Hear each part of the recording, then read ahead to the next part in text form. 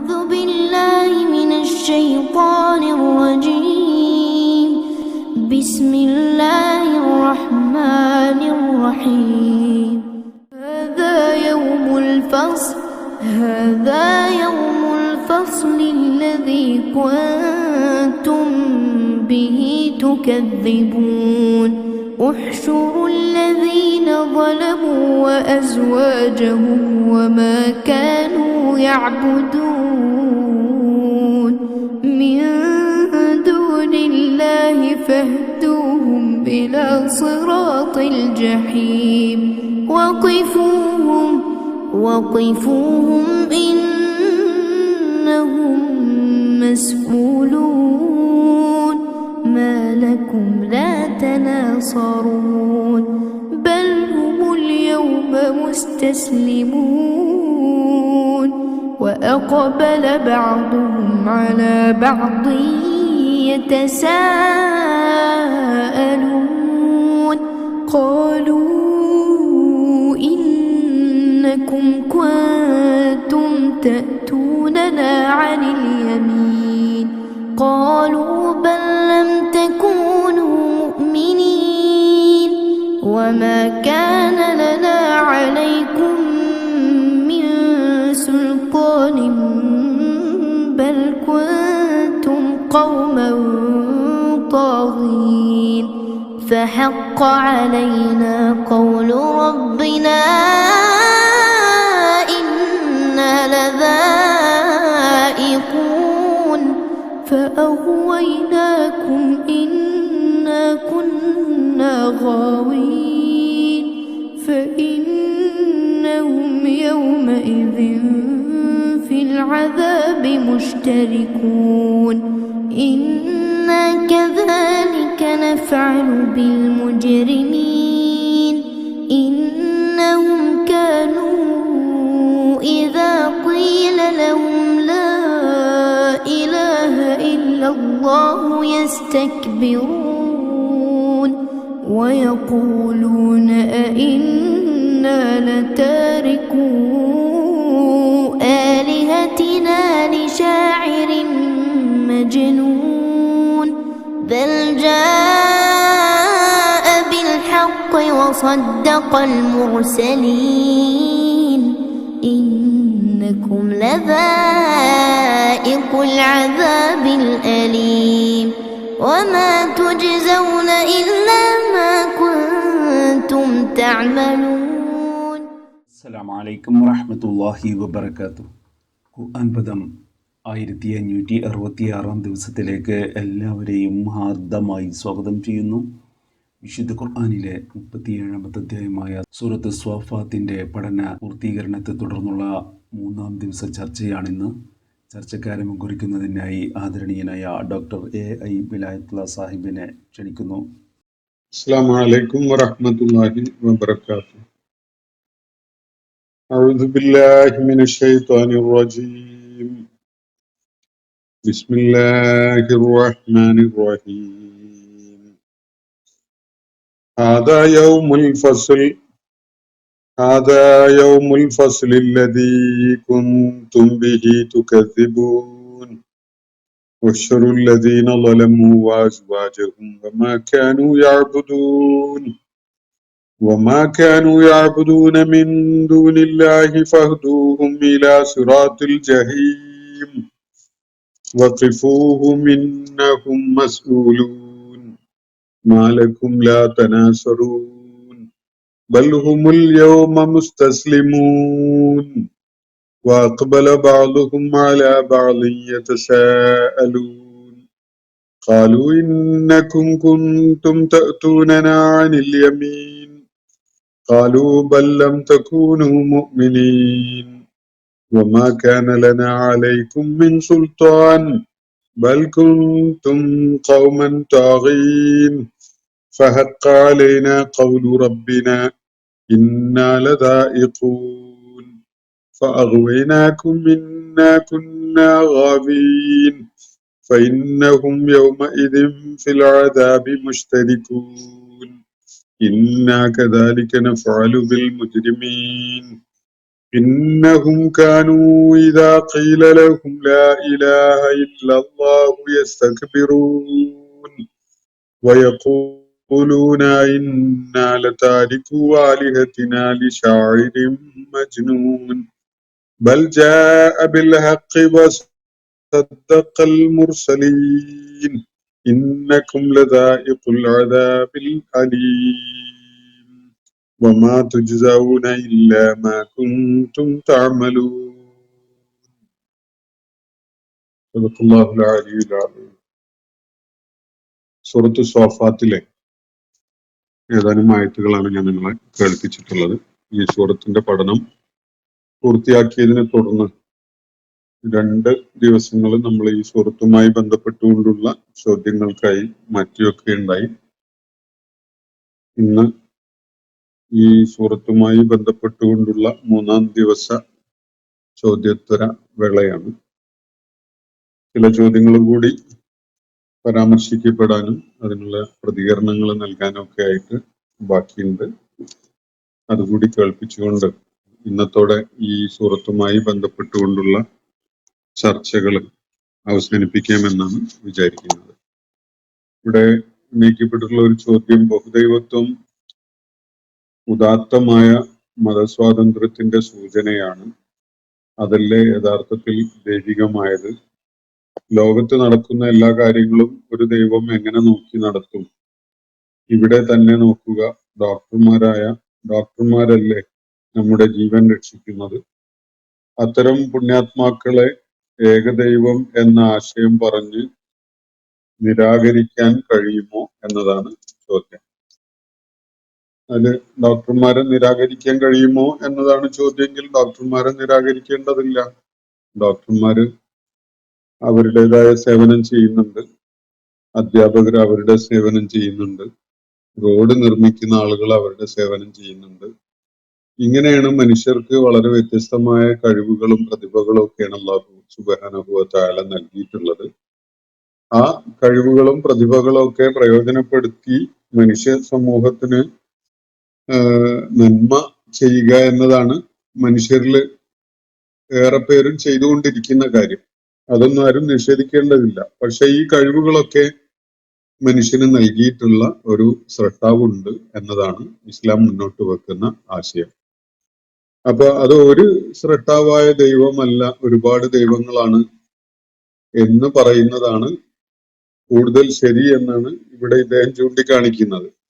ഇത് ഏകദേശം നമ്മൾ ഈ വസ്ത്രധാരണത്തെ പറ്റി പറയുമ്പോൾ, വസ്ത്രധാരണവും മുസ്ലിം സ്ത്രീയുടെ വസ്ത്രം ഭയങ്കര ഇടുക്കുള്ള, അതുപോലെ കറുത്ത വസ്ത്രം എന്നൊക്കെ പറയുന്ന, അങ്ങനെ കറുത്ത വസ്ത്രമൊന്നും അണിയണമെന്ന് ആരും നിർദ്ദേശിച്ചിട്ടില്ല. പക്ഷെ വസ്ത്രം തന്നെ വലിയ പാരതന്ത്രയല്ലേ? നമ്മൾ ഹോസ്റ്റലിലൊക്കെ കഴിയുന്ന കാലത്ത് പലപ്പോഴും ആ പ്രായത്തിലുള്ള യൗവനത്തിനോട് അടുത്ത് നിൽക്കുന്ന പ്രായത്തിലുള്ള ഹോസ്റ്റലിലൊക്കെ കഴിയുന്ന ചെറുപ്പക്കാരും കുട്ടികളൊക്കെ പലപ്പോഴും വസ്ത്രം വല്ലാത്തൊരു അസ്വാതന്ത്ര്യമാണെന്ന് പറയാറുണ്ട്.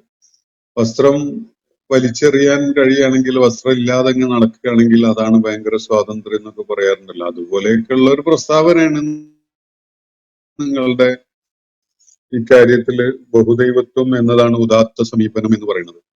അത് ഉദാത്ത സമീപനം ഒക്കെ വളരെ ഉദാരമായതോ വിശാലതയുള്ളതോ ഒക്കെ ആയ സമീപനമായിട്ട് വേണമെങ്കിൽ തത്വത്തിൽ അംഗീകരിക്കാം. പക്ഷെ സത്യമല്ലാത്തൊരു സംഗതിയെ ഉദാത്തവൽക്കരിച്ചിട്ടോ അത് വളരെ സ്വാതന്ത്ര്യമുള്ള സംഗതിയായിട്ടോ പറഞ്ഞാല് എന്ത് ഗുണാണുള്ളത്?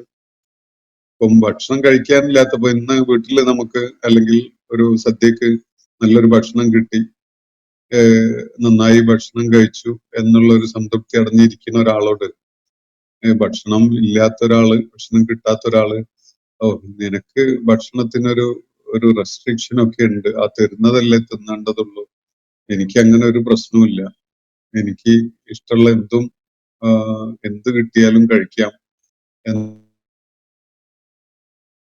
എന്നൊക്കെ പറയുന്ന പോലെയുള്ള, യഥാർത്ഥത്തിൽ ബഹുദൈവത്വം എന്നൊരു ആശയത്തെ സത്യമാണോ അല്ലേ എന്നത് നിങ്ങളൊന്ന് പരിശോധിച്ച് നോക്കൂ. എന്നിട്ട് സത്യമാണെങ്കിൽ അത് സ്വാതന്ത്ര്യവും അതുപോലെ തന്നെ ഉദാത്തവും ഒക്കെ ആയിട്ട് നിങ്ങൾ പറഞ്ഞു നടന്നോളൂ. സ്വാതന്ത്ര്യം അള്ളാഹു നൽകിയിട്ടുണ്ട്. പക്ഷെ സത്യമാണോ അല്ലേ എന്നത് നിങ്ങൾ പരിശോധിക്കും. ഏത് നിലക്കാണ് നിങ്ങൾ കാണുന്ന വിഗ്രഹങ്ങളെയും പ്രതിഷ്ഠകളെയും അതുപോലെ ആൾ ദൈവങ്ങളെയും ഒക്കെ നിങ്ങൾ ദൈവം എന്ന സ്ഥാനത്ത് കൊണ്ടു നടക്കുന്നത് അത് എത്രത്തോളം യുക്തിഭദ്രമാണ് എന്നതൊക്കെ ഒന്ന് പരിശോധിച്ച് നോക്കും. ഡോക്ടർമാരും എഞ്ചിനീയർമാരും ഒക്കെ നല്ല സേവനം തന്നെയാണ് ചെയ്യുന്നത്. പക്ഷെ അവർക്ക് കഴിവ് കൊടുത്ത അതിനുള്ള സൗകര്യം ഒരുക്കി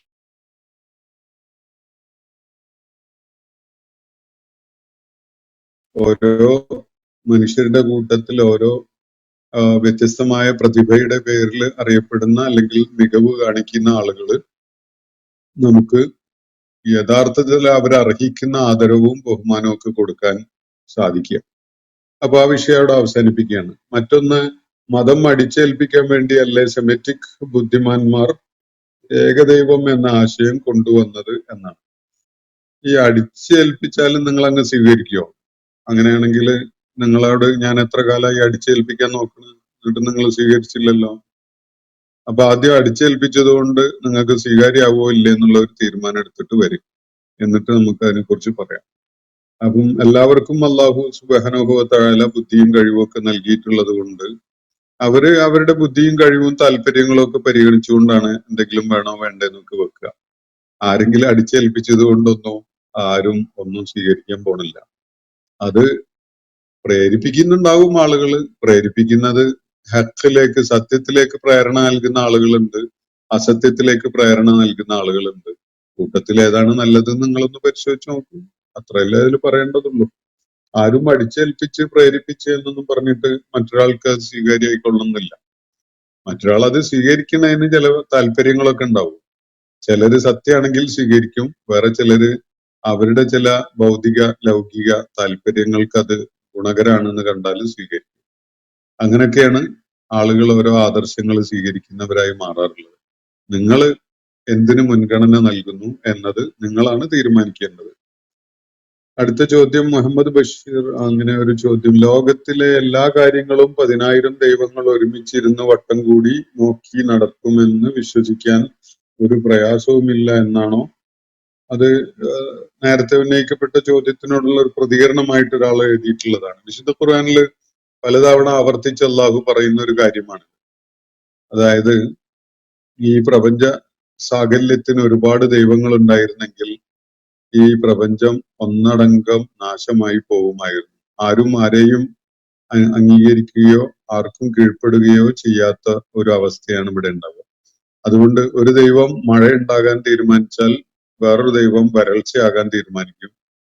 ഒരു ദൈവം ഫലസമൃദ്ധി നൽകാൻ തീരുമാനിച്ചാൽ വേറൊരു ദൈവം ഫലക്ഷാമം ഉണ്ടാക്കാൻ തീരുമാനിക്കും. അപ്പോ ഒരു സംഗതിയും വൃത്തിയിൽ നടക്കില്ല. ഇത് മനുഷ്യ ശരീരത്തിൽ പോലെ അങ്ങനെ ഒരു ദൈവം മനുഷ്യ ശരീരത്തിന്റെ രക്തചംക്രമണം ശരിയായ രീതിയിൽ നടക്കാൻ തീരുമാനിച്ചാൽ മറ്റൊരു ദൈവം അത് രക്തചംക്രമണം തൽക്കാലം നടക്കണ്ട എന്ന് തീരുമാനിച്ചേക്കും. അപ്പൊ ഇങ്ങനെ ഒരിക്കലും തന്നെ ബഹുത്വം എന്നത് ഈ ലോകത്തെ നിയന്ത്രിക്കാൻ കഴിയുന്ന ഒരു ആശയമോ ഒരു സാധ്യതയോ അല്ല എന്നതാണ് ഏത് യുക്തിപരമായ ആലോചനയിലും മനുഷ്യന് ബോധ്യപ്പെടുക.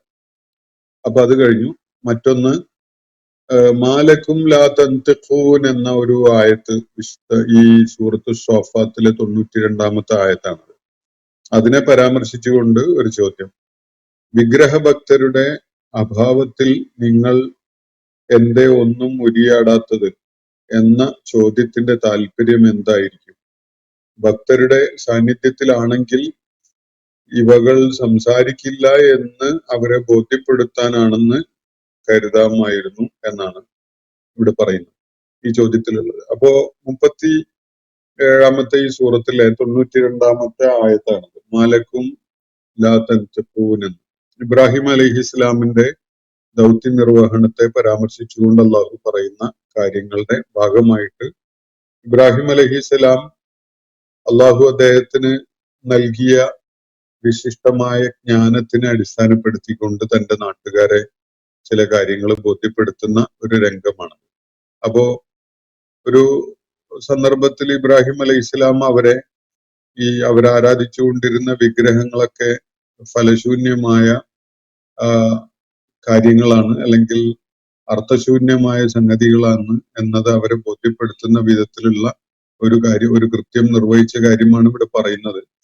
ആളുകളൊക്കെയും തന്നെ വല്ല ഉത്സവ സ്ഥലത്തേക്കോ അവർ നേരത്തെ തയ്യാറാക്കി ഒരുക്കിയിരുന്ന എന്തോ ഒരു പരിപാടിയിലേക്കോ ഒക്കെ പോയ ഘട്ടത്തില് ഇബ്രാഹിം അലൈഹി ഇസ്ലാം അവിടെ ഉണ്ടായിരുന്ന അവരുടെ വിഗ്രഹാലയത്തിൽ ഉണ്ടായിരുന്ന വിഗ്രഹങ്ങളൊക്കെ തച്ചുടക്കുകയും അതിന്റെ കൂട്ടത്തില് വലിയ വിഗ്രഹത്തിന്റെ കഴുത്തില് അദ്ദേഹത്തിന്റെ മഴു തൂക്കിയിടുകയും ചെയ്ത ഒരു സംഭവം ഖുർആൻ പരാമർശിക്കുന്നു.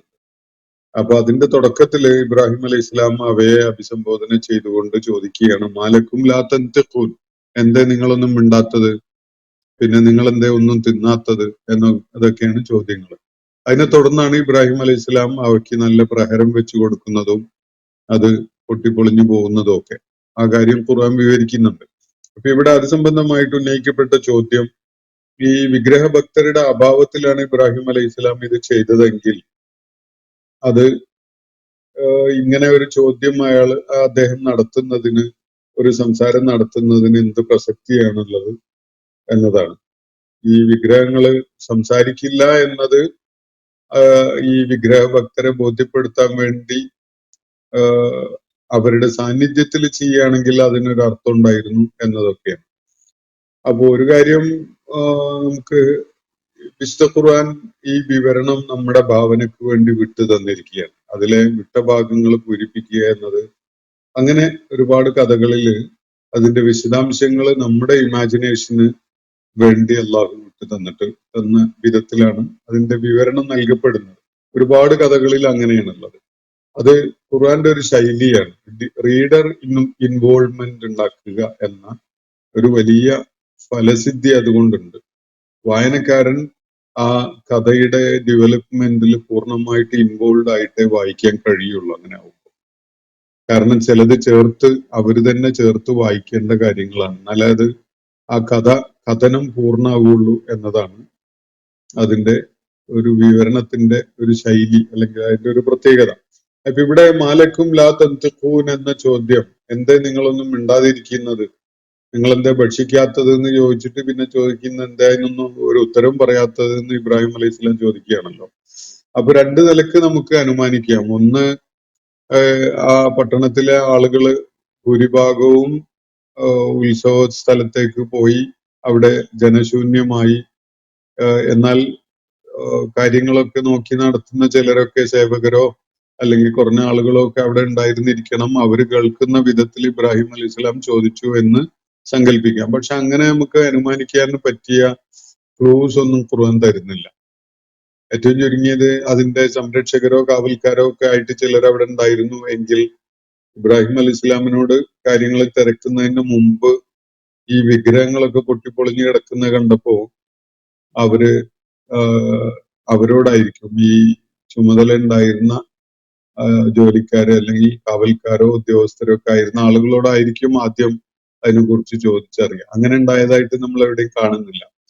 അപ്പൊ പിന്നെ ഒന്നുകിൽ അങ്ങനെ ആവാം, അതല്ലെങ്കിൽ ഒരു സാധ്യത ഇബ്രാഹിം അലൈഹി സ്വലാം ഒരു ആത്മകഥം പോലെ തന്നോട് തന്നെ പറയുന്ന വിധത്തിൽ, അങ്ങനെ ഉണ്ടല്ലോ ചിലപ്പോഴും നമ്മൾ സംസാരിക്കുമ്പോൾ ആരും ഇല്ലെങ്കിൽ പോലും നമ്മൾ ചില കാര്യങ്ങളൊക്കെ ഒന്ന് ഉറക്കെ പറഞ്ഞുകൊണ്ട്, അല്ലെങ്കിൽ ഒന്ന് ഉറക്കെ ചിന്തിക്കുന്ന വിധത്തില് നമ്മൾ ആക്ട് ചെയ്യാറുണ്ട്. മനുഷ്യർക്ക് അങ്ങനെ ഒരു പ്രത്യേകത ഉണ്ട്. നമ്മളിപ്പോ ഒരു സംഗതി, ഇപ്പൊ തെങ്ങയിൽ കയറാൻ പോവുകയാണ്, ആരും ഇല്ല, വഴുക്കല് ഉണ്ട്.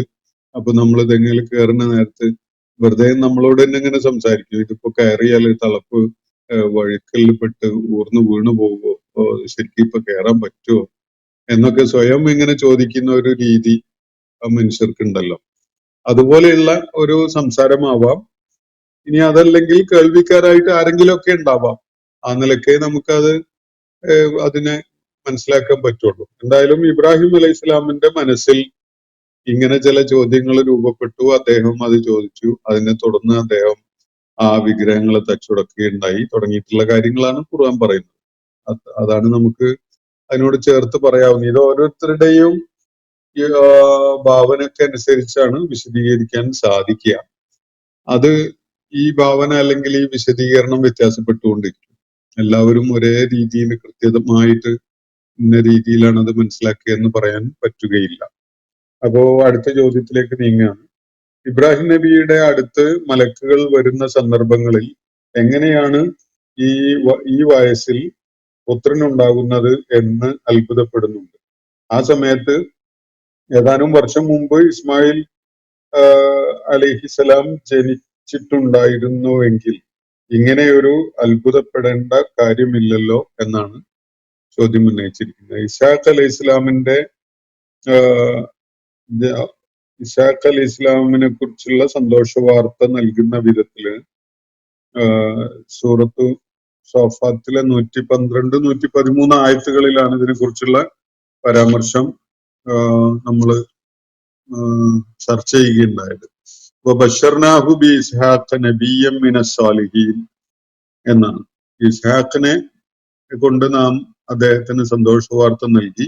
സുഹൃതവാന്മാരായ ദൂതന്മാരിൽ, പ്രവാചകന്മാരിൽപ്പെട്ട ഒരാളായിരുന്നു ഇസ്ഹാഖ് എന്നാണ് ഇവിടെ പറയുന്നത്. വബറക്ന അലൈഹി വഅലാ ഇസ്ഹാഖ വമിൻ ദുരിയതിഹിമ മുഹ്സിനും വളാലിമുൻ ലിനഫ്സി മുബീൻ.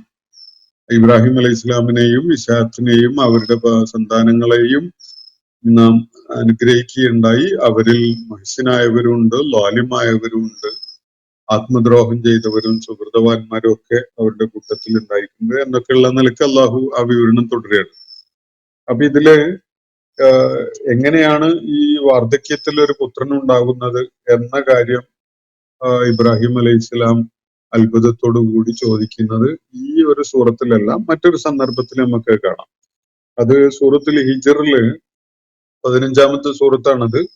അതിലെ 53 മുതൽ 56 വരെയുള്ള ആയത്തുകളിൽ ഇബ്രാഹിം അലൈഹി ഇസ്ലാം ഇസ്ഹാഖ് അലൈഹി ഇസ്ലാമിനെ കുറിച്ച് സന്തോഷ വാർത്ത അറിയിക്കപ്പെട്ടപ്പോ, ഗുലാമുൻ അലീമിനെ കുറിച്ച് സന്തോഷ വാർത്ത അറിയിക്കപ്പെട്ടപ്പോ ഇങ്ങനെ അത്ഭുതപ്പെടുന്നത് കാണാൻ കഴിയും. എപ്പോഴാണ്, എങ്ങനെയാണ് ഈ വാർദ്ധക്യത്തിൽ കുഞ്ഞുണ്ടാകാൻ പോകുന്നത്?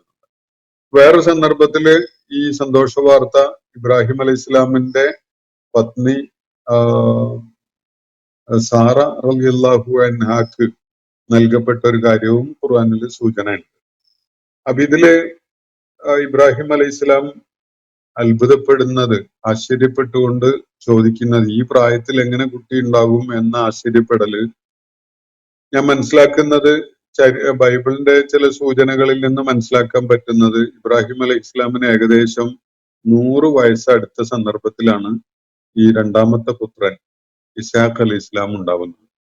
അപ്പൊ ആ വാർദ്ധക്യത്തിൽ അതിന്റെ ഒരു 13-14 വർഷങ്ങൾക്ക് മുമ്പാണ് ഇസ്മായിൽ അലൈഹി ഇസ്ലാം ഉണ്ടാവുന്നത്. ബൈബിളിന്റെ കാലഗണന സൂചന അനുസരിച്ചാണ് ഞാൻ ഈ പറയുന്നത്.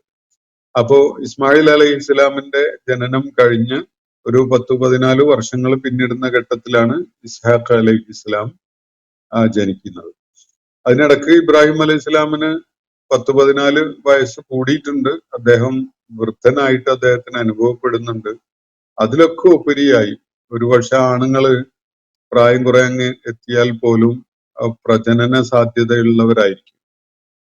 പക്ഷെ ഇബ്രാഹിം അലൈഹി ഇസ്ലാമിന്റെ ആദ്യ പത്നി സാറ റളിയല്ലാഹു അൻഹ ആ ഘട്ടം എത്തുമ്പോഴേക്ക് നല്ല പ്രായമുള്ള സ്ത്രീ ആയിരിക്കുമല്ലോ. സ്വാഭാവികമായിട്ട് ഗർഭധാരണവും പ്രസവവും ഒക്കെ അചിന്ത്യമായ, അസാധ്യമാണെന്ന് തോന്നുന്ന ഒരു പ്രായത്തിൽ എത്തിയിട്ടുണ്ടാവും. ആ ഒരു കാര്യം കൂടി പരിഗണിച്ചുകൊണ്ടാവണം ഇബ്രാഹിം അലൈഹി ഇസ്ലാം ഈ ചോദ്യം ഉന്നയിക്കുന്നത്. ഇസ്മായിൽ അലൈഹി ഇസ്ലാമിന് ഇസ്മായിൽ അലൈഹി ഇസ്ലാം ജനിച്ച ഘട്ടത്തില് അങ്ങനെ ഒരു ചോദ്യം ഉന്നയിക്കപ്പെടുന്നില്ല എന്നാണ് ഞാൻ മനസ്സിലാക്കുന്നത്. പിന്നീട് ഒരു 10-14 വർഷങ്ങളൊക്കെ കഴിയുന്ന ഘട്ടത്തിലാണ്, അതും വാർദ്ധക്യത്തിൽ എത്തി നിൽക്കുന്ന പത്നി ഒരു പുത്രനെ പ്രസവിക്കും എന്ന സന്ദേശം ലഭിച്ച ഒരു ഘട്ടത്തിലാണ് ഇബ്രാഹിം അലൈഹി ഇസ്ലാം ഈ ആശ്ചര്യം പ്രകടിപ്പിക്കുന്നത്. അപ്പോ അതിൽ സ്വാഭാവികത ഉള്ള ഒരു കാര്യമായിട്ടേ എനിക്കത് തോന്നിയിട്ടുള്ളൂ. അതിൽ അസ്വാഭാവികത അതൊന്നുമില്ല. മാത്രമല്ല ഇസ്മായിൽ അലൈഹി ഇസ്ലാമിന്റെ ജനനം കഴിഞ്ഞ് 10-14 വർഷം പിന്നിടുകയാണല്ലോ. അപ്പൊ സ്വാഭാവികമായിട്ടും അദ്ദേഹത്തിന് സ്വന്തം കാര്യത്തിലും അതുപോലെ പത്നിയുടെ കാര്യത്തിലും ഇങ്ങനെ ഒരു സന്താന ലബ്ധിക്കുള്ള സാധ്യത അവിശ്വസനീയമായിട്ട് അനുഭവപ്പെട്ടിട്ടുണ്ടാവണം. ആ നിലക്കാണ് ഞാൻ അതിനെ മനസ്സിലാക്കുന്നത്. മറ്റൊരു ചോദ്യം, അള്ളാഹു നേരിട്ട് ഈ പറഞ്ഞ പ്രവൃത്തികൾ, വള്ളിപ്പടർപ്പ് സൃഷ്ടിച്ചത്, അതൊക്കെ ചെയ്തു എന്നാണോ പറയുന്നത്? അങ്ങനെയെങ്കിൽ ഒരു സത്ത മാത്രമായ അള്ളാഹു സ്വന്തം സൃഷ്ടിയായ ഭൂമിയിൽ ഇറങ്ങി വന്നു എന്നാണോ?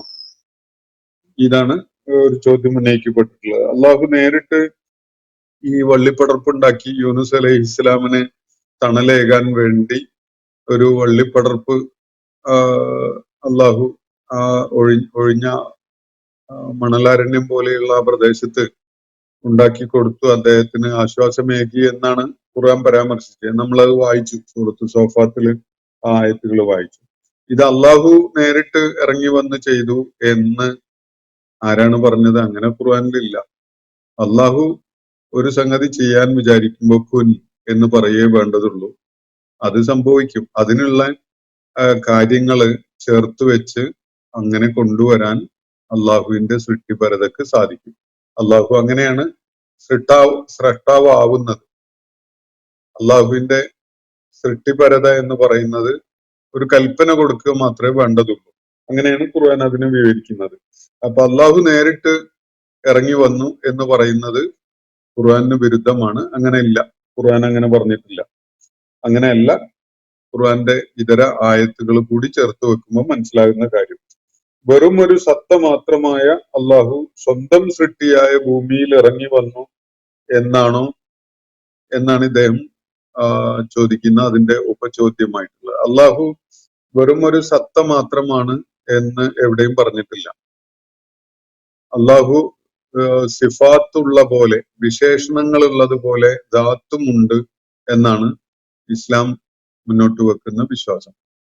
അപ്പൊ അത് അള്ളാഹുവിന്റെ സൃഷ്ടിയാണ് ഭൂമി. പക്ഷെ അള്ളാഹു അവന്റെ സാന്നിധ്യം അറിയിക്കാൻ ഏത് വിധത്തില്, ഏത് ഇടങ്ങളിൽ, ഏത് വിധത്തില് പ്രത്യക്ഷപ്പെടും എന്നത് ആരോടും പറഞ്ഞു തന്നിട്ടില്ല.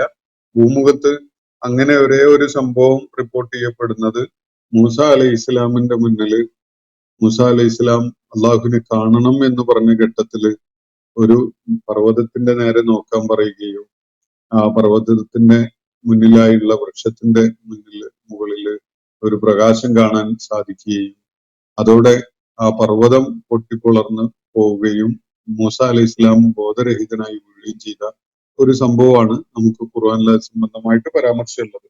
അപ്പോ അള്ളാഹുവിന്റെ സൃഷ്ടി ആയതുകൊണ്ട് ഭൂമിയിൽ അള്ളാഹുവിന്റെ സാന്നിധ്യം കാണിക്കാൻ കഴിയുകയില്ല എന്ന് നമ്മൾ പറയേണ്ടതില്ല. അള്ളാഹുവിന് വെളിപ്പെടാം. പക്ഷെ വെളിപ്പെടുമ്പോ അതിനോട് അള്ളാഹുവിന്റെ സൃഷ്ടിജാലങ്ങൾ പ്രതികരിക്കുന്നത് എങ്ങനെയായിരിക്കും എന്നത് ചെറിയൊരു സൂചനയാണ് ആ സംഭവത്തിൽ നൽകപ്പെട്ടിരിക്കുന്നത്. അപ്പോ അള്ളാഹു ഒരു പടവലത്തിന്റെയോ അല്ലെങ്കിൽ അതുപോലെ എന്തെങ്കിലും ഒരു വള്ളിപ്പടർപ്പുണ്ടാക്കുന്നതിന് ഭൂമിയിലേക്ക് ഇറങ്ങി വരേണ്ടി വരുന്നു എന്ന് സങ്കല്പിക്കുന്നത് നമ്മുടെ ഭാഗത്തു നിന്നുള്ള എത്ര വലിയ ബുദ്ധിശൂന്യതയാണ് എന്നതൊന്ന് ആലോചിക്കാം. ഈ പ്രപഞ്ചം നിറയെ ഈ ഇത്തരം ഗ്രീനറി നിറക്കാൻ സാധിച്ചിട്ടുള്ള അള്ളാഹുവിന് യൂനുസ് അലൈഹി ഇസ്ലാം വന്ന് വീണ് കിടന്ന ഇടത്ത് ഒരല്പം തണലേകാൻ, ആശ്വാസം പകരാൻ അവിടെ ഒരു വള്ളിപ്പടർപ്പുണ്ടാക്കാനും ഭൂമിയിലേക്ക് ഇറങ്ങി വരേണ്ടി വന്നു എന്ന് സങ്കല്പിക്കുന്നത് എത്ര മൂഢമാണ് എന്നതാണ് എനിക്ക് ഇത് സംബന്ധമായിട്ട് പറയാനുള്ളത്. അപ്പൊ അടുത്ത ചോദ്യം, ഇത്തരം വിചിത്രമായ ശിക്ഷ നൽകുന്ന അള്ളാഹു കോമൺ സെൻസിന് വിരുദ്ധമല്ലേ?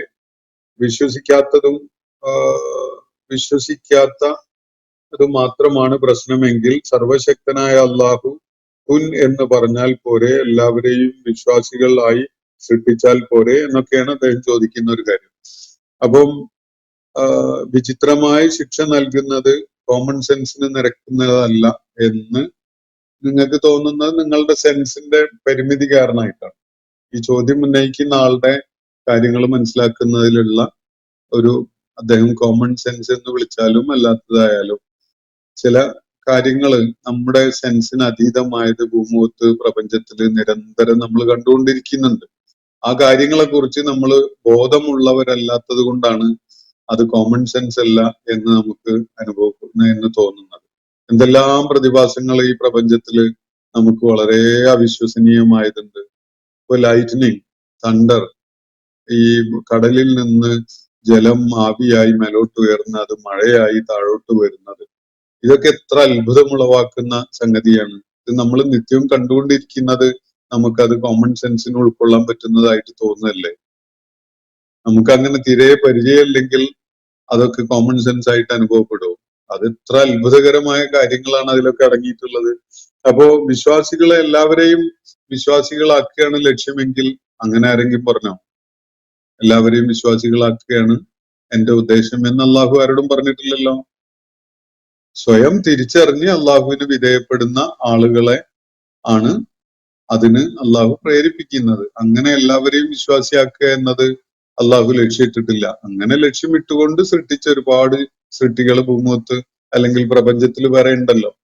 മലക്കുകളുണ്ട്, മൃഗങ്ങളുണ്ട്, ജീവജാലങ്ങളുണ്ട്, സസ്യങ്ങള്, ചെടികള്, മരങ്ങള്, അതുപോലെ പക്ഷികള്, മത്സ്യങ്ങള്, ഇതൊക്കെ അള്ളാഹുവിന് പൂർണ്ണമായും വിധേയപ്പെട്ടുകൊണ്ടുള്ളതല്ലേ. മനുഷ്യനെ വ്യത്യസ്തമായിട്ടാണ് അള്ളാഹു സൃഷ്ടിച്ചിട്ടുള്ളത്. എല്ലാവരെയും മുസ്ലിം ആക്കുക, കീഴ്പ്പെടുത്തുക എന്നത് അള്ളാഹുവിന്റെ താല്പര്യമല്ല. പിന്നെ ഖുർആനിൽ കാണുന്ന ഇത്തരം ആയത്തുകൾ വിശ്വാസയോഗ്യമായ വർണ്ണനയാണോ ഉള്ളത് എന്നതാണ് ചോദ്യം. അതാണ് നിങ്ങൾ തീരുമാനിക്കേണ്ടത്. ഞങ്ങൾക്ക് അത് കൃത്യമായ ബോധ്യമുള്ളത് കൊണ്ട് ഞങ്ങൾ അത് പിന്തുടരുന്നുണ്ട്. നിങ്ങൾക്ക് വിശ്വാസയോഗ്യമായിട്ട് അനുഭവപ്പെടുന്നത് വരെ നിങ്ങൾ അന്വേഷണം തുടരുക. മറ്റൊരു ചോദ്യം, മതത്തിൽ ആളെ ചേർക്കാനുള്ള ബുദ്ധികൾ മാത്രം. മതത്തിൽ ആളെ ചേർക്കാൻ ആരാണ് ഇവിടെ ബുദ്ധി കാണിക്കുന്നത് എന്നത് ഇനി അങ്ങനെ ചേർക്കാൻ വേണ്ടി പ്രേരിപ്പിക്കുന്നുണ്ടെങ്കിൽ അതിൽ എന്താണ് തെറ്റ് എന്നത് പറയൂ. മതം സത്യമാണ് ഉയർത്തിപ്പിടിക്കുന്നതെങ്കിൽ സത്യത്തിലേക്ക് ആളുകൾ വരാൻ കാരണമാകുന്ന വിധത്തിൽ അവരുടെ മുന്നിൽ സത്യം അനാവൃതമാക്കി വെക്കുക എന്നത് ഒരു ദൈവിക ദൗത്യമാണ്. അത് നിർവഹിക്കപ്പെടണം. അപ്പോഴാണ് ആളുകൾക്ക്, നിങ്ങളെ പോലെയുള്ളവർക്കൊക്കെ സത്യം എന്താണ്, സത്യമല്ലാത്തത് എന്താണ് എന്നതൊക്കെ മനസ്സിലാവുക. അതൊരു പ്രേരണ ആവുന്നുണ്ടെങ്കിൽ ആവട്ടെ, അതിനെന്താ കുഴപ്പം? നിങ്ങൾക്കും വേണമെങ്കിൽ സത്യം എന്താണെന്ന് മനസ്സിലായാൽ ആ സത്യമാർഗത്തിലേക്ക് കടന്നു വരാലോ. അള്ളാഹു ഏതായാലും ഈ കാര്യത്തിൽ നിങ്ങൾക്ക് കൂടുതൽ വ്യക്തതയും മാർഗദർശനവും നൽകട്ടെ എന്ന് പ്രാർത്ഥിക്കുകയാണ്. ഞാൻ ഇന്നത്തെ സെഷൻ ഇവിടെ അവസാനിപ്പിക്കുകയാണ്. സൂറത്ത് സ്വാഫാത്തുമായി ബന്ധപ്പെട്ടുകൊണ്ട് ഉന്നയിക്കപ്പെട്ട ചോദ്യങ്ങളൊക്കെയും തന്നെ നമ്മൾ പരിഗണിക്കുകയുണ്ടായിട്ടുണ്ട്.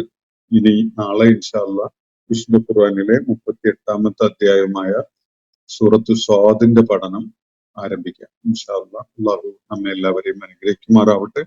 വാഖിറു ദഅ്വാന അനിൽ ഹംദുലില്ലാഹി റബ്ബിൽ ആലമീൻ. അസ്സലാമു അലൈക്കും വറഹ്മത്തുള്ളാഹി വബറകാതുഹു. ഇന്നത്തെ ഖുർആൻ പദം ഇവിടെ സമാപിക്കുന്നു. ഖുർആൻ പഠനത്തിൽ പങ്കെടുത്ത എല്ലാവർക്കും അല്ലാഹു അർഹമായ പ്രതിഫലം നൽകി അനുഗ്രഹിക്കട്ടെ. വആഖിറു ദഅ്വാന അനിൽ ഹംദുലില്ലാഹി റബ്ബിൽ ആലമീൻ. അസ്സലാമു അലൈക്കും വറഹ്മത്തുള്ളാഹി വബറകാതുഹു.